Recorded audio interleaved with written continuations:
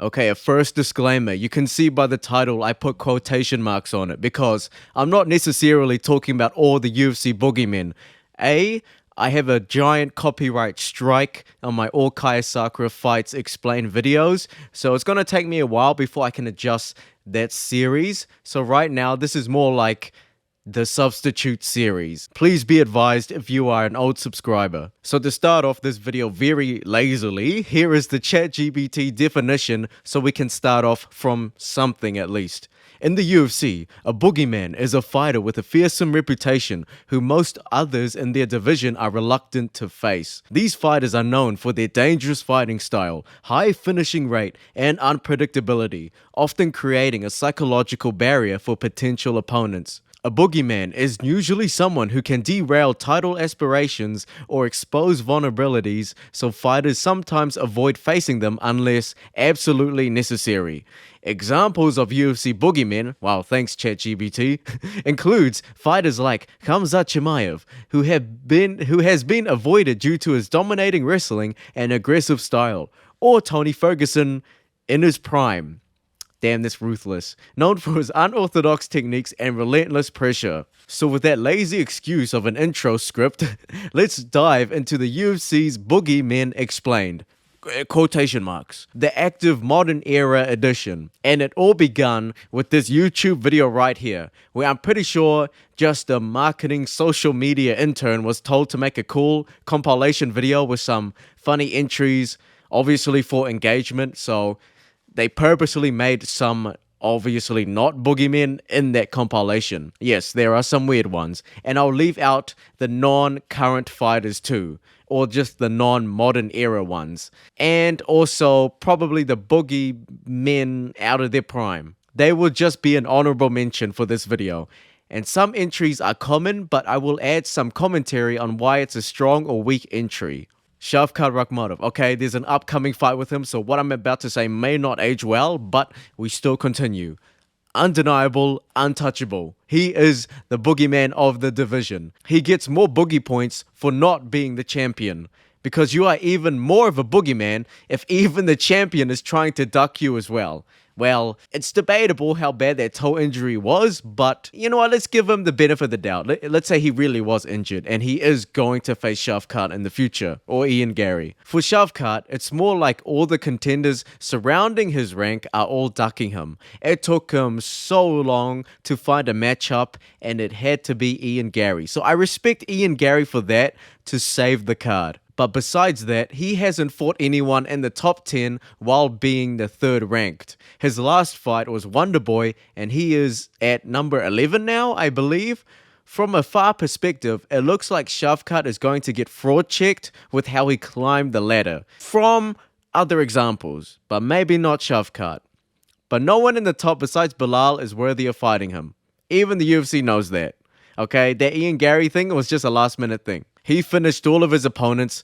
I even made a video talking about him in an unlisted video, so if you want to learn about him in more detail, there's that if you can find it.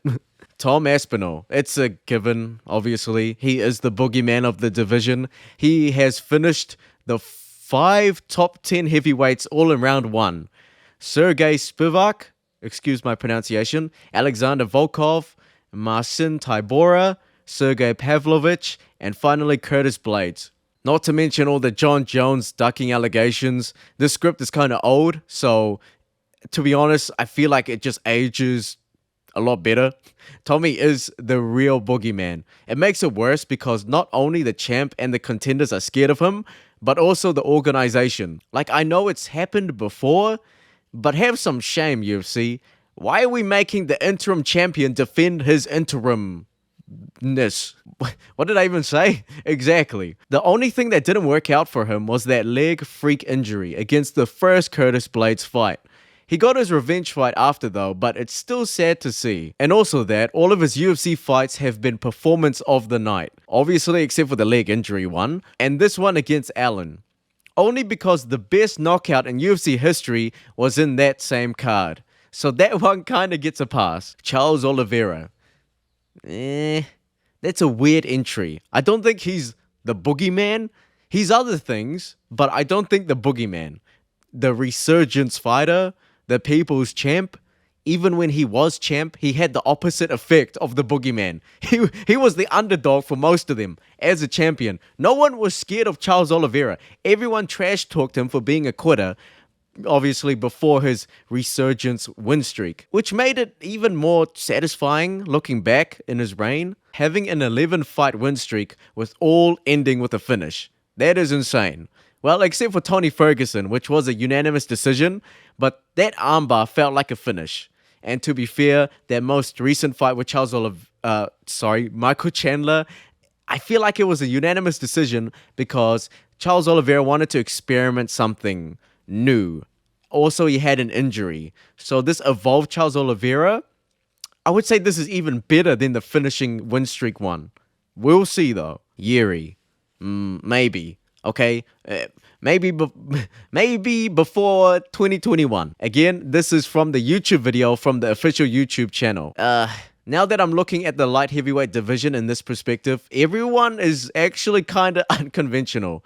The only high-ranked normal MMA full-packaged fighter I can think of is Ankalaev. But Jiri is weird and unpredictable though. So I guess he stands out more for being a boogeyman.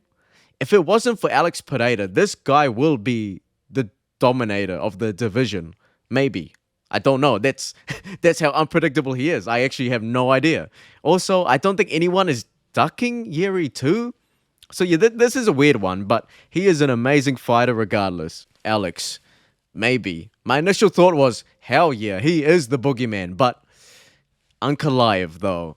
Alex is more like the opposite. Like, he's not really the boogeyman. He's more like the king of the pirates. Like, everyone wants a piece of him for some reason. And in striking too. It's like he has a bounty in his head. He has the opposite effect of the boogeyman. These people, like even Khalil Roundtree, these people don't even want the title. They just want to beat Alex Pereira in striking because they know that has more value than the light heavyweight belt now. Jose Aldo. This video is kind of old, so this doesn't age well with his most recent loss. So I was going to write a good script about it, but the script was predicting that Jose Aldo was going to beat Mario, but shit happens. But man, old man Jose Aldo, if he won that split decision, he would have been the boogeyman right now as an old man. Dustin Poirier. Not really. More like a gatekeeper. I guess people can have the misconception of him being the boogeyman because he always peaked at number 2. So other contenders don't want to fight him, not because he's scary like a boogeyman, because he's not the champ. Like, why fight Dustin unless it's a guaranteed title eliminator fight? If I was a top lightweight, I would be happy as hell if I could skip Dustin Poirier and just go for the title shot if I was a hype train. Doesn't mean I'm ducking him though. So yeah, it is a weird spot too. Also, he's a good conventional MMA fighter as well. He's the last thing to being unpredictable, except for grappling, trying to go for the guillotine. But that's more of a meme because we know how conventionally good Dustin Poirier is and how much of a veteran he is. The only thing I can think of is the Dan Hooker fight, where he had the most boogeyman-ness. I think Dan was never the same after that fight. Although he is getting his own resurgence right now, but that was iconic and very competitive. I think the outcome was boogeyman worthy. So, you know what? That gives some points too. Chimaev. Hell yeah. Makes even more sense after his round 1 finish against Whittaker. I have the utmost respect for Whittaker though. The Reaper had everything to lose. And it got worse. Yes, legends go to die in Abu Dhabi. He got submitted round 1, and it wasn't even a choke to end his pain quickly. He broke his jaw. Now he suffers a long-term physical pain, and also just a mental one too. It was about time because the whole division was ducking Chimaev. It also didn't help that Chimaev was also cancelling his own fights too, but that's fine and all done now, hopefully. As long as it stops from now, all is forgiven. If or when Chimaev becomes champion, it's going to be like a gauntlet challenge. It's not like Sean Strickland, where most of us think just how long he's going to be champ for. For Chimaev, we are thinking how long it'll take him to lap the division so he can move up to light heavyweight or something like that. That's how dominant he's been in his career. There were some holes in his game if the opponent can read his takedowns, such as Chimaev's striking gets predictable and his cardio isn't god tier like his aggressive wrestling. But you could say that to people like Conor McGregor, where such, aggressiveness and dominance for the first 2 rounds will always just end up having such a contrast in the later rounds, no matter what. But Chimaev is welcoming anyone who can do such a thing and be successful doing it. So, if you're a middleweight or light heavyweight coming down, feel free to enter the 4th and 5th round with Chimaev and try to do something. Jon Jones. Yeah, he was the boogeyman, undefeated, a villain, and is basically the best fighter. But after getting caught with illegal substances, his controversies, his controversial wins, and going to heavyweight to duck the interim champ, or maybe not anymore, but, he kind of lost his title of being a boogeyman. But he still has that crazy villain archetype going on, so, he still has that going on. So, just not the boogeyman. Honorable mentions. Dan Henderson. The H-bomb. That's all I need to say. Khabib. Yeah, I would say his deep water's scary. Rewatching his fights, Khabib was a boogeyman in his own way. His cardio and pressure is enough to be the boogeyman. Chimaev and Khabib are very similar, but also very different. I'll give some weird freaking analogy. Chimaev's deep waters is like a swimming pool. He just throws you in fast and drowns you. It's a swimming pool, so it's not too deep, just like 10 feet. But because it's Chimaev, he just keeps drowning you regardless of how deep the water is. He just drowns you at the bottom. It's a swimming pool, so it's not too deep, like 10 feet. But because it's Chimaev, he just keeps drowning you at the bottom, even if that's that false sense of security, that it's just not that steep.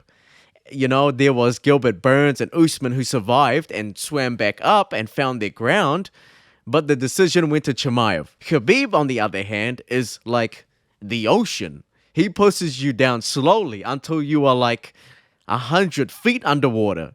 So once you're in round 3 or 4 with Khabib, there's no way out. There's no way swimming back up. You are dead. You're finished. Tony Ferguson, the original boogeyman, okay? He ticks all the boxes. He had pressure and pace that scares all of his opponents in the ring. He's unpredictable as fuck.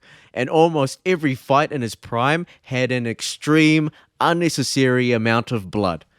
And he's laughing.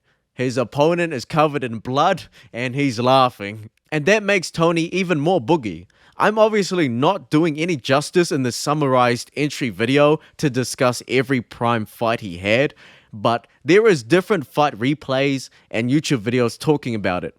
8 fights were back-to-back performance and or fight of the nights. That's all that needs to be said. So yeah, that is all.